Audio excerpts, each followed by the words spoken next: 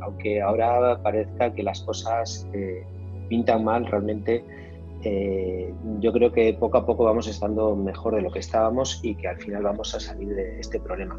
También quería aprovechar esta charla para darle las gracias a Claudia, que hoy desgraciadamente no puede estar con nosotros, y también para recordar un poco las cosas que hacemos. Como bien dijo Natalia al principio, yo soy profesor de la Universidad Politécnica de Cartagena en España, y parte de la razón de estar hoy aquí pues son las líneas de colaboración que llevamos manteniendo desde hace mucho tiempo con la Universidad de Santiago de Cali. Bueno, dicho esto,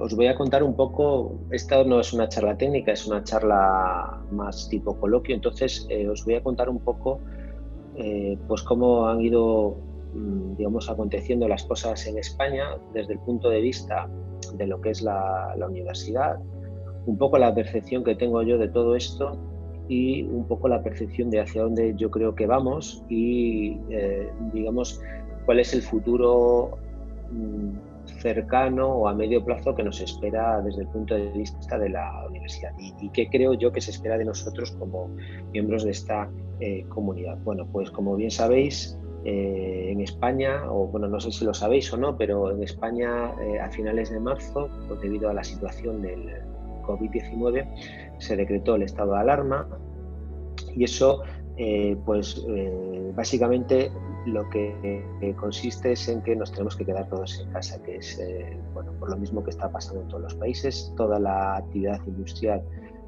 no esencial se ha tenido que parar, tanto pues, el comercio, las universidades, espectáculos, restauración, bares, es decir, todo eso se ha tenido que parar.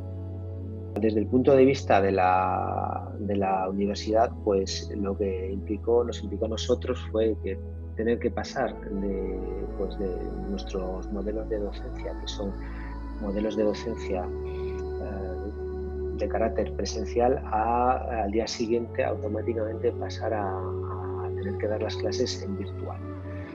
Y eso, pues, en nuestro caso ha supuesto un gran desafío porque nuestra universidad no está ni diseñada ni pensada para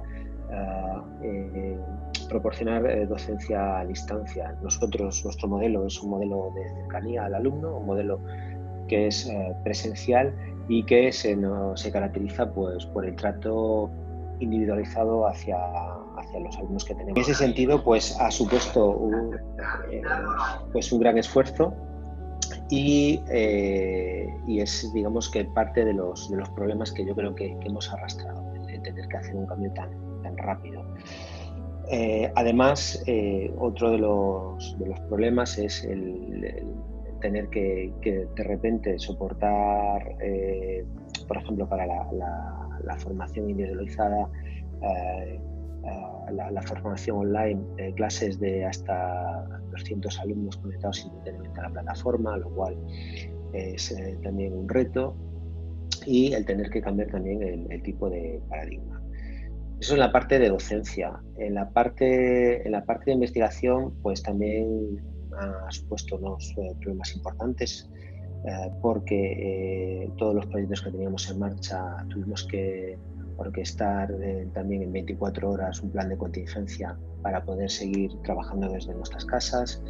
Hemos sacado todo el material que hemos podido, lo hemos distribuido entre los distintos miembros de nuestro, digamos, del laboratorio, y estamos intentando hacer lo que podemos. No obstante, también es un problema y nos está dando muchos quebraderos de cabeza. En el caso por ejemplo, de lo que está previsto en la universidad, todo lo que es la vuelta a las clases, o sea, a la docencia presencial, ya para este curso está totalmente descartado. El gobierno no prevé que se pueda volver a las aulas antes de lo que es septiembre, que sería cuando empezaría el próximo semestre. Las clases las estamos, como os he dicho, las estamos siguiendo a distancia y estamos aplicando distintas metodologías. Hay gente que pues lo que hace es seguir, digamos, las clases pues en vez de darlas en el aula, pues lo que hace es se conecta a través de una plataforma. En nuestro caso, nosotros no estamos utilizando Zoom, como me consta que se está utilizando, por ejemplo, en la USC o la que estamos utilizando ahora para esta charla, sino que nosotros estamos utilizando la plataforma de Microsoft que se llama Teams, que en nuestro caso pues está funcionando relativamente bien. Y lo que os decía, hay profesores que están dando la docencia, pues se conectan, dan sus clases magistrales y bueno, y así, ¿no? Una serie de trabajos y demás. Otros, por ejemplo, que es en mi caso, yo lo que estoy haciendo es grabar vídeos cortos sobre los contenidos que tocarían en la semana en la que estemos, y los estoy subiendo junto con una serie de tareas que debe completar el alumno de forma individual y debe entregarme al cabo de una semana. Y bueno, y otra gente pues que está aplicando otro tipo de metodologías. El gran problema, desde mi punto de vista, no está tanto en el hecho de dar de modelo por motivos sobrevenidos, como es el caso, porque al final pues las cosas, pues todo pasa y uno tiene que adaptarse a la realidad, no queda otra, sino porque me consta de que hay alumnos que no tienen acceso a las plataformas virtuales, bien porque no disponen de una conexión a Internet, que es el caso de algún alumno, otros pues, no disponen del equipamiento necesario para poder seguir las clases. Y eso en el fondo es el principal problema que yo vislumbro en esto, es decir, el garantizar el acceso a todo el alumnado. Y eso que en el caso de España estamos hablando que somos uno de los países con mayor penetración de tecnologías de banda ancha del mundo. Y después hay otro tema importante, que es el tema de la evaluación del alumnado, que eso es algo que a fecha de hoy no está muy claro cómo lo vamos a hacer. El tema está en que si no podemos hacer las evaluaciones de forma presencial como solíamos hacer, evidentemente tenemos que hacerlas de forma virtual, de forma a distancia. Y eso sí que plantea una serie de retos para seguir cumpliendo con los requisitos de calidad que imponen las agencias de verificación de funcionamiento de las universidades del Gobierno de España. Que me imagino que en Colombia, es decir, no conozco, sé que hay algún tipo de sistema de acreditación de universidades, pero no conozco bien a fondo el tema, pero que al final, digamos, estos sistemas de acreditación de la calidad lo que te obligan es a cumplir una serie de requisitos a la hora de evaluar al alumno. En el caso español, lo que dicen las normas es que cuando se realicen evaluaciones por medio de plataformas telemáticas, se debe garantizar la identidad del alumno a través de sistemas biométricos, es decir, pues cosas como reconocimiento facial o algo similar. El problema que nuestra universidad y la mayoría de las universidades españolas no tienen implementados esos tipos de sistemas porque no hacían docencia a distancia, como es la que estamos obligados ahora. Y eso es uno de los principales retos y una de las dudas que están ahora sobre la mesa de cómo vamos a hacer las evaluaciones. De todas maneras, hay una serie de propuestas ahora mismo que se están debatiendo y que yo supongo que alguna de ellas al final será la que se acabe aprobando como medida extraordinaria y la que se acabe implantando. Lo que sí va a ocurrir sí o sí es el tema de que se va a hacer la evaluación en las fechas que estaban previstas, es decir, se va a evaluar, excepto pues no sé, en algunos grados o algunos másteres que por sus características lo hagan imposible. Estoy pensando, yo que sé, en prácticas de medicina o cosas por el estilo que es imposible evaluarlas de forma no presencial. Pero en general, es decir, donde se pueda implantar, donde se pueda hacer, lo se va a hacer. Bien, tema de investigación. Bueno, como ya os dije, tuvimos que desmantelar nuestros laboratorios, hemos repartido los materiales que tenemos en las casas y ese es otro tema que nos preocupa. Bien es cierto también que no solamente está eso, hay otras cuestiones que se abren ahora mismo en el horizonte, que también es parte de esta charla, si veis que tiene la coletilla de nuevas oportunidades. Al final tenemos que aprender a convertir los problemas en nuevas oportunidades y en formas de reinventarnos y de ser capaces de salir de nuestra zona de confort. El problema está en que pues hay muchas cosas que no se pueden hacer desde casa, ¿vale? Hay cosas que sí, si trabajamos, por ejemplo, haciendo software o haciendo pues cosas que, digamos, todo lo que se puede hacer en el ordenador o con un equipamiento muy básico se puede hacer en casa, pero ya cuando uno necesita otro tipo de equipos o necesita hacer otro tipo de pruebas, evidentemente todo eso se detiene. Y pues para como bueno, los que trabajáis en el sector académico, sabéis que la investigación es muy importante para la universidad, es la forma que tenemos nosotros de generar nuevo conocimiento y de que digamos, eso al final acabe de alguna manera transfiriéndose hacia la empresa y hacia la sociedad y generando riqueza. Está claro que se nos plantean una serie de retos, una serie de desafíos que hasta ahora no existían. Está claro, yo creo que tenemos más o menos todos muy claro que el mundo que vendrá después del coronavirus no va a ser el mundo que había antes, es decir, no vamos a volver a vivir como vivíamos anteriormente. Eso no quiere decir ni que vayamos, porque he oído gente muy positiva de que el mundo va a ser mejor, o gente que dice que el mundo va a ser peor. Yo no creo que no va a ser ni mejor ni peor, en mi opinión, sino que va a ser distinto. Es decir, vamos a tener que atender a otras prioridades que hasta la fecha no lo eran, y eso va a hacer que vamos a tener que afrontar estos retos. Pues, por ejemplo, uno de los retos es que vamos a tener que reinventarnos en cuanto a las formas de trabajar.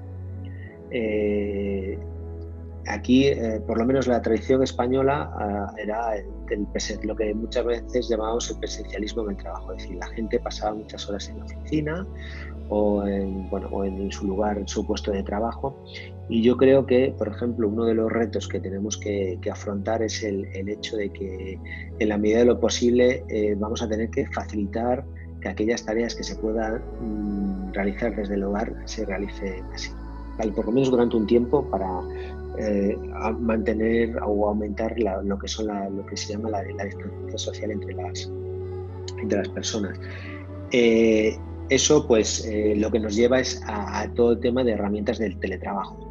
Si os fijáis, muchos de vosotros veréis que todas estas herramientas en general están prácticamente orientadas hacia la teledocencia. Pero existen muchos nichos de negocio en los cuales estas herramientas no están perfectamente adaptadas. Yo creo que hace falta, digamos, reenfocar o reorientar estas herramientas para que abarquen más entornos. Está todo el tema de, por ejemplo, el teletrabajo en España. Digamos, de momento, la capacidad de nuestras redes de comunicación han soportado el teletrabajo, pero, por ejemplo, ha sido necesario que el gobierno pidiese a todas estas plataformas de streaming que seguro que conocéis, tipo Netflix, HBO, Amazon Prime, etcétera, redujesen la calidad de los vídeos para que no colapsase la red. Bueno, pues eso también es otro reto que tenemos que afrontar. Y bueno, pues nos vienen también un montón de retos en investigación, que es otra de las cosas que os quería comentar en esta reunión. Es decir, yo creo que como docentes, como investigadores, incluso como estudiantes, tenemos que enfocar nuestros esfuerzos hacia aportar soluciones que ayuden a vencer y a luchar contra el problema que tenemos ahora de forma conjunta. Os decía, tecnologías para el teletrabajo. Tenemos mucha dependencia de tecnologías, digamos, de plataformas específicas. Estamos, bien sea Zoom, como tenemos ahora, bien sea Teams, Skype, las plataformas de Cisco Webex, etcétera, etcétera. Yo creo que es necesario, por ejemplo, desarrollar tecnologías que no sean dependientes de plataforma, que las pueda, digamos, que la propia empresa o la propia institución, universidad, etcétera, las pueda implantar para sus trabajadores. Y así, por ejemplo, nos evitamos problemas de seguridad, privacidad, confidencialidad, que, por ejemplo, en el caso de Zoom, pues ha habido denuncias en los últimos tiempos sobre que no es una aplicación segura. También vamos a tener que desarrollar tecnologías para la virtualización, que es otro tema importante. Todo el tema de, por ejemplo, muchas empresas que han tenido que parar porque sus trabajadores no podían acudir al trabajo, o tenían que manejar cierto tipo de equipos y no los podían, no podían estar en el sitio. Bueno, pues ese tipo de tecnologías yo creo que van a sufrir o a vivir un boom en cuanto empecemos a salir del confinamiento. Tecnologías de robotización y automatización, tanto en la agricultura como en la industria. Otra vez, muchas empresas que han visto lo que ha pasado ahora van a invertir en automatizar sus plantas de producción lo máximo posible para evitar que en caso de que haya otra situación de confinamiento, que es previsible que pueda haber, tengan que parar la producción. Eso es algo que va a pasar. Y todo lo que redunde en robotización y automatización también. Otro problema, por ejemplo, que está habiendo en España, y es el tema, no solamente el tema de las fábricas, sino el tema de la agricultura. La agricultura, por ejemplo, no ha parado porque se supone que es un servicio esencial al alimentar la población, y sin embargo está habiendo problemas ahora mismo, no por el hecho de que no se pueda trabajar, sino por el hecho de que no se encuentran trabajadores cualificados para trabajar en el campo. Y yo creo que eso lo que va a llevar también es a que muchos agricultores inviertan en la automatización de las tareas del campo.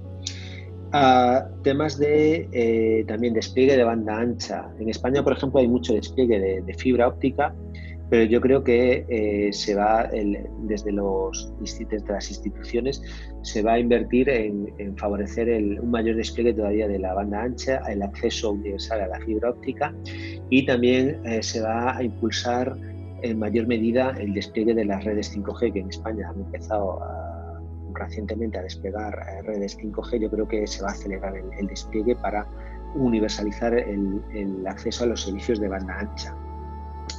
También vamos a necesitar tecnologías para la teledocencia, más allá de lo que tenemos ahora. Tecnologías que faciliten la vida del profesor, que faciliten también una mayor interacción del profesor con sus estudiantes. Para al final, esto no deja de ser un poco frío, en el sentido de que es el profesor el que habla a la cámara. Se supone que hay alumnos que están detrás de la cámara, que están estudiando o que están escuchando, pero en muchos casos pues no sabemos qué pasa, no sabemos si el alumno está entendiendo lo que explicamos, no sabemos lo que pasa. También tecnologías para el control de movimientos de la población, que yo no sé cómo está ese tema en Colombia, pero por ejemplo en España el gobierno está, desde hace un par de semanas, utiliza los datos de posicionamiento de nuestros celulares para controlar si la población está en casa o se está desplazando de un sitio a otro. Entonces, eso también vamos a necesitar tecnologías que controlen que la población no se mueve de un sitio a otro. Un poco, yo creo que, aunque esto suene así un poco mal decirlo, pero vamos un poco camino hacia tecnologías que ya llevan tiempo implantadas en China, donde utilizan reconocimiento facial de forma masiva y controlan, digamos, dónde está cada ciudadano en cada momento. Bueno, pues ese tipo de tecnologías, por lo menos a corto plazo, para luchar también contra la expansión del virus, van a ser necesarias. Como podéis ver, en lo que es en el mundo de la ingeniería y más en el mundo de las tecnologías de la información y las comunicaciones, se va a abrir un montón de oportunidades para trabajar, y yo creo que oportunidades en las cuales todos deberíamos, de alguna manera, estemos en lo que estemos trabajando, deberíamos reorientar un poco de nuestro esfuerzo para contribuir a la lucha. Tenemos como ejemplo de, digamos, y aparte esto es un tema que aunque parezca que, bueno, yo estoy en mi casa, yo no soy médico, no soy sanitario, es decir, yo no puedo hacer nada. Yo creo que en el fondo sí que todos podemos contribuir desde nuestra experiencia, desde nuestro conocimiento, sí que podemos contribuir a luchar contra esto.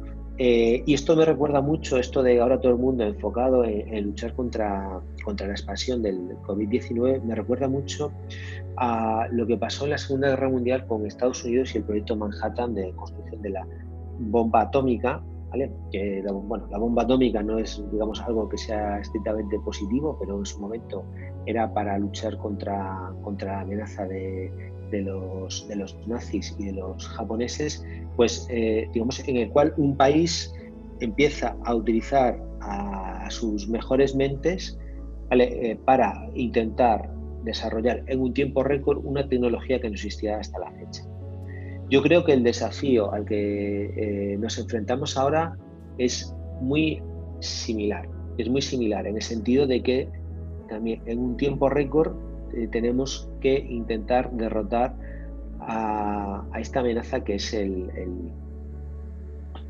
coronavirus. ¿Qué consejos os puedo dar yo? Bueno, la básica, quedarnos en casa, ¿vale? Que es lo que llevo haciendo yo pues desde hace ya más de 4 semanas que llevamos confinados en España y que vamos a seguir mínimo otras 4 semanas más. Quedarnos en casa, eso es algo fundamental. Gracias a eso en España, por ejemplo, ahora la ratio de contagios ha bajado del 1. Estamos ahora mismo entre el 0,9 y el 0,8. Eso quiere decir que por cada nuevo contagiado contagia en media a 0,9-0,8 personas, lo cual es un dato muy bueno porque lo que está diciendo ese ratio es que el virus está tendiendo a desaparecer. ¿Vale? Eso es gracias al confinamiento. Si somos profesores, ¿qué podemos hacer? Bueno, pues intentar ayudar a nuestros estudiantes, ¿vale? Con las herramientas que tenemos a nuestra disposición, intentar facilitarles la vida e intentar que en la medida de lo posible, pues digamos que adquieran las competencias mínimas que se supone que deben adquirir en nuestras clases. Y si soy estudiante, ¿qué puedo hacer? Pues yo creo que un estudiante, su obligación es estudiar. Vale, es estudiar e intentar también adaptarse a las circunstancias. Aunque esto suena así, a lo mejor suena un poco, voy a decir, no a chiste, pero digamos, no parece que no, digamos, tomárnoslo demasiado en serio. Estudiar ya es servir a nuestro país, ¿vale? Estudiar es importante y estudiar es lo que va a permitir que adquiramos las competencias y las capacidades necesarias para convertirnos en buenos profesionales más adelante y poder contribuir también a mejorar la calidad de vida de la gente de nuestro país, no solamente a ganarnos nosotros la vida, sino a ayudar a los demás. Y yo creo que es algo importante el no perder el tiempo ahora. Es muy fácil cuando uno tiene que estar día tras día en casa, dejarse llevar, el desesperarse, el no, digamos, el incluso deprimirse. Yo os animo a que tengáis la moral alta, a que no os rindáis, ¿vale? El que nunca se rinde nunca es derrotado, es decir, tenemos que seguir aquí hasta ganar y tenemos que aportar todos nuestro grano de arena desde nuestra humilde posición para que esto al final se pueda solucionar. Y bueno, yo con esto ya creo que ya llevo sobre media hora hablando y tampoco os quiero aburrir. Si queréis ahora, pues pasamos a un turno de preguntas o coloquio o como queréis llamarlo y os cuento, pues, digamos, os doy mi opinión o mi punto de vista sobre el tema. Otra pregunta. ¿Cuáles serían los nuevos campos tecnológicos en tiempo de pandemia? Bueno, a ver, los campos tecnológicos son los mismos. Lo que pasa que quizás tengamos que reorientar el trabajo que estábamos haciendo. Os pongo un ejemplo que es un ejemplo mío. Y es que nosotros, por ejemplo, estábamos muy orientados ahora mismo hacia temas de medio ambiente. ¿Vale? Medir calidad del aire o medir pues, otro tipo de parámetros de carácter medioambiental. Yo creo que eso, por ejemplo, ahora mismo, aunque es importante, pero por ejemplo ahora mismo nunca hemos tenido digamos, el aire de las ciudades más limpio del que el que tenemos ahora. Prácticamente es casi como vivir en el campo. Entonces, eso no es una prioridad, pero toda esta experiencia que tenemos en sensorización, medición, tratamiento de los datos, procesado en tiempo real, etcétera, etcétera, que todo eso se puede aplicar en otros entornos. Por ejemplo, en automatización de la industria. Al final, puedes medir la calidad del aire, es decir, la concentración de ozono, o puedes medir la velocidad con la que gira un rotor o la presión de una tubería, etcétera, etcétera, y todo ese tipo de información pues también vale. Entonces, yo creo que los campos tecnológicos son los mismos en el mundo TIC. Vale, hablo del mundo TIC, son los mismos, solo que tenemos que reorientarlos hacia las nuevas necesidades que van a surgir a partir de ahora. Por ejemplo, si trabajamos en temas de streaming, de temas de vídeo, multimedia, etcétera, quizás no sería mala idea reorientar eso hacia hacer sistemas más eficientes de teletrabajo, teledocencia, todo el tema de, por ejemplo, el tema de los vídeos, el tema de realidad virtual también es un tema interesante, realidad aumentada, vale, todo eso yo creo que va a ser importante y pues tenemos que ir evaluando. Vale, en el tema de la medicina está claro hacia dónde se va a reorientar el trabajo, o sea, hacia el desarrollo de vacunas y medicamentos que luchen contra el coronavirus. Por ejemplo, si somos ingenieros industriales, pues a lo mejor en fabricación de respiradores, bueno, yo creo que es un tema que está más o menos acotado, pero sí a lo mejor hacia el desarrollo de tecnologías de fabricación que nos permitan en tiempo récord, es decir, en momentos de crisis, fabricar material clínico de manera muy rápida, porque es uno de los problemas que hemos experimentado, el que digamos sea fácil de transformar un tipo de industria en otra en tiempo récord, que también es algo que hemos visto. Ese tipo de cosas son las que yo creo que pueden ser interesantes. ¿Cómo han abordado la elaboración de materiales virtuales? Bueno, pues hay de todo. Hay gente que directamente ha seguido, digamos, con lo mismo que estaba haciendo, es decir, sus clases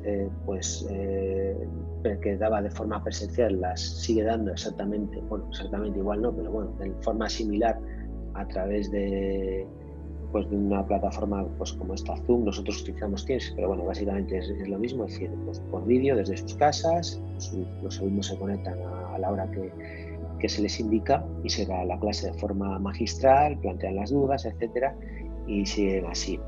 Yo he preferido hacerlo, no hacer, o sea, sí hago, digamos, tutorías online para que las pida, decirme pues a través de Teams o a través de chat o correo, es decir, facilito las tutorías, digamos, en vivo, pero las clases yo lo que hago es grabar vídeos, preparo vídeos cortos sobre las partes más importantes del tema que estamos tratando y después asigno una serie de tareas que tienen que resolver los alumnos.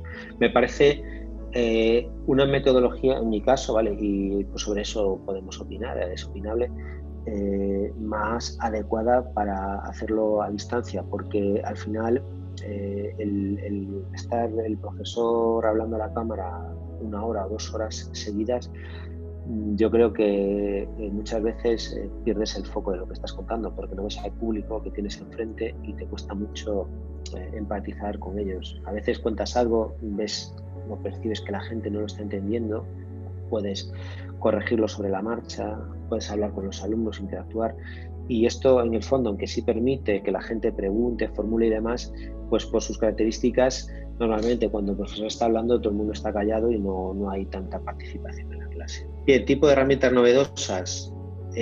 Pues nosotros lo que hemos implantado básicamente es Teams. No hemos hecho gran avance, y yo creo que en general la Universidad Española pues está implantando herramientas tipo Zoom, Teams, etcétera, etcétera, pero tampoco se ha podido hacer más, y yo creo que ahora mismo a corto plazo no se va a hacer más, puesto que en la mayoría de las universidades españolas su modelo docente es un modelo orientado a presencial, y por lo tanto este tipo de tecnologías no era algo que estuviese en las agendas de los rectores o de la gente responsable de las plataformas virtuales.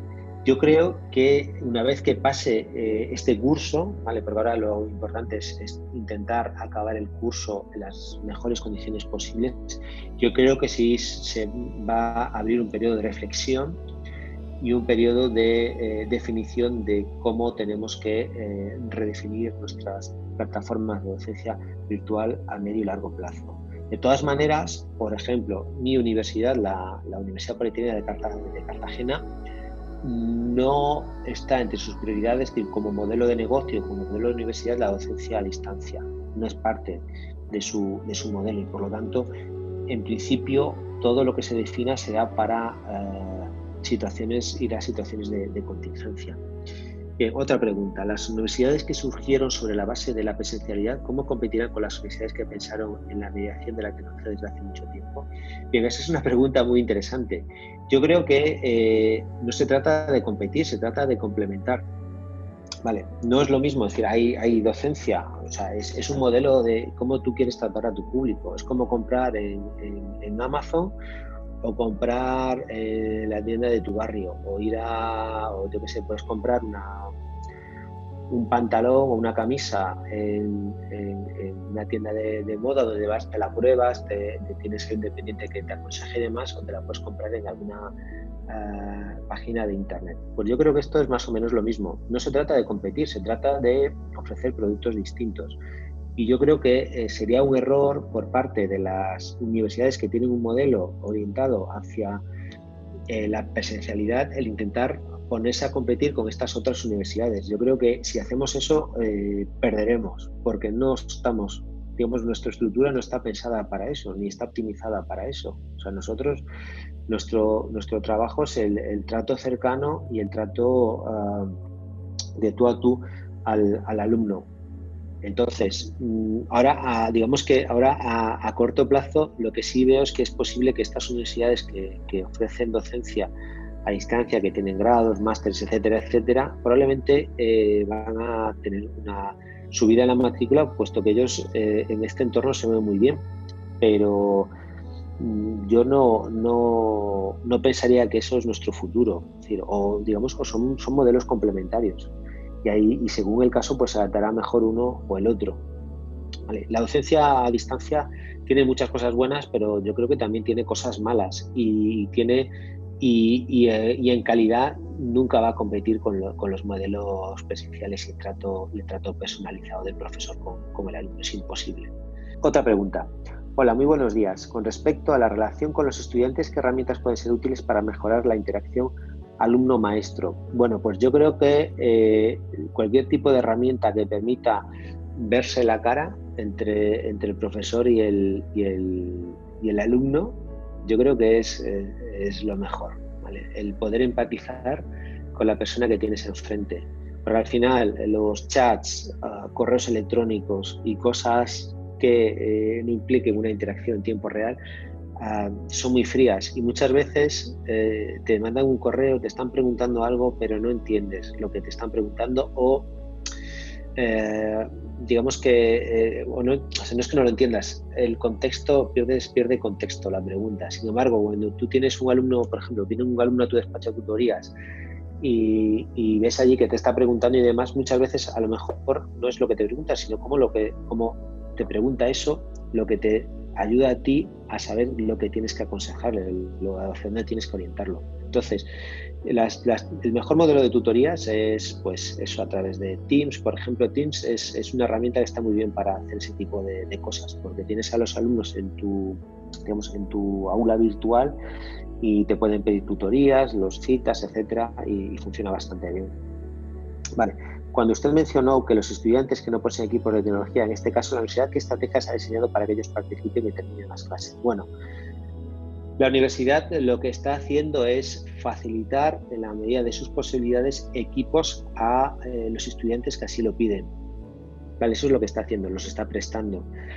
También está facilitando equipos a los profesores, por ejemplo, temas para hacer temas de pizarras digitales, estas digamos a través desde casa para, pues eso, hacer esquemas o resolver problemas, etcétera. Es lo que está haciendo. Lo que pasa que en muchos casos no se trata de que te dejen un laptop, sino en el tema de que si no tienes acceso a internet porque donde tú vives no llega, pues vives en una zona muy remota y no llegan las tecnologías, o incluso un tema a veces incluso familias vulnerables que tienen temas económicos directamente, pues eso es un problema.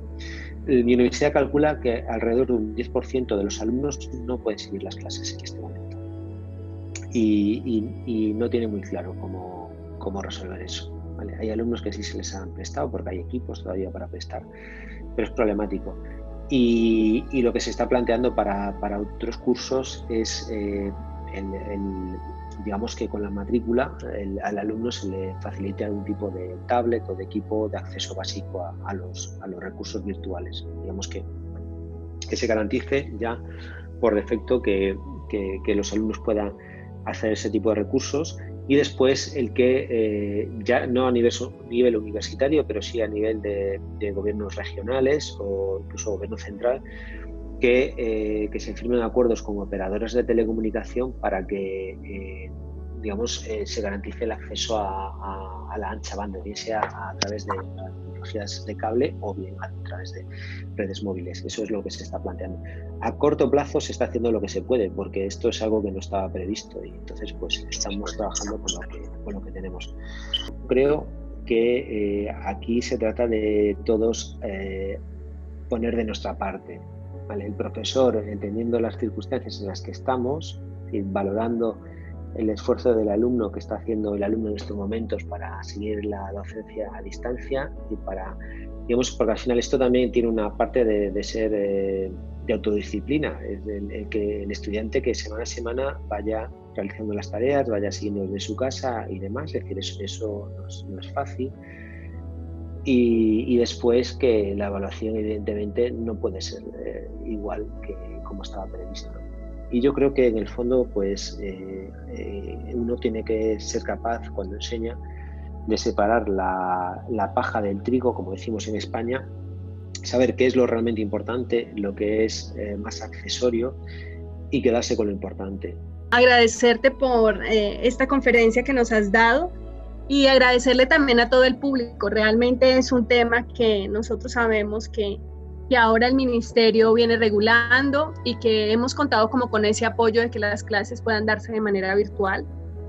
Sin embargo, se generaban siempre muchos temores sobre, bueno, cómo va a seguir avanzando esto, y por eso la importancia de poder contar cómo se está manejando desde lo que ustedes hacen en España versus el tipo de didácticas que se están tomando aquí, y que, digamos, ha incentivado de cierta forma a que los profesores junto con los estudiantes hayan tenido que manejar un tema adaptativo muy rápido para poder afrontar esto desde lo que puede ser una solución y no un problema. Es decir, bueno, ¿cómo yo me enfrento a ese tipo de cosas y puedo cambiar muy rápidamente? Y lo que os quiero transmitir ya para terminar es que no os desaniméis, no bajéis los brazos nunca. Vale, tenemos que seguir luchando, tenemos que seguir apoyando, ¿vale? Aportando nuestro grano de arena y que al final venceremos. ¿Vale? Eso no, que no os quepa ninguna duda, siempre vamos a ganar. ¿Vale? Y el tiempo que tardemos en ganar va a depender de nuestra moral y de nuestra determinación a que así sea. O sea que ánimo a todos, mucha fuerza y venceremos. Sí, esas palabras con las que cierras, Rafa, digamos que son importantes porque muchas veces los estudiantes dicen, bueno, yo quiero aportar, qué campañas estamos haciendo, o hay personas que me han llamado y me dicen, bueno, nosotros desde la universidad, ¿qué estamos haciendo? ¿No? Estamos participando en programas, por ejemplo, a nivel de las instituciones se ha conformado un comité para el Valle del Cauca para apoyar en todo este proceso. Y además, por ejemplo, cuando uno ya piensa en los estudiantes en sus casas, pues tú lo has dicho, es decir, al estudiante prácticamente está contribuyendo a que podamos seguir avanzando, a que esto no colapse hasta un nivel en donde nosotros decimos, bueno, ¿qué va a pasar? Vamos a quedar como en un incierto, sin poder seguir avanzando en nuestras carreras, en nuestros estudios. ¿Cómo podemos desde estas acciones que estamos tomando, pues aportar y apoyar a la solución y hacerlo también más llevadero, ¿no? Porque sabemos que esta es una situación que va para largo. Muy bien, bueno, entonces agradecemos al doctor Rafael Azorey por acompañarnos desde la Universidad Politécnica de Cartagena, a todos los que están consultándonos en este momento por el chat. Vamos a tener el video, lo van a poder descargar, les vamos a mandar luego a sus correos a todos los que se inscribieron el enlace para la encuesta, y también en nuestra página de RUPIC Colombia y en nuestro Face, en las redes sociales con RUPIC Colombia, van a poder ver todo, digamos, el resumen de lo que se discutió durante esta charla para que ustedes lo puedan compartir. Muchas gracias a las personas por sus mensajes de apoyo y bueno, una vez más los invitamos a seguir conectados con nosotros como RUPIC, como IEEE y como la OTRE de la Universidad de Santiago de Cali. Gracias.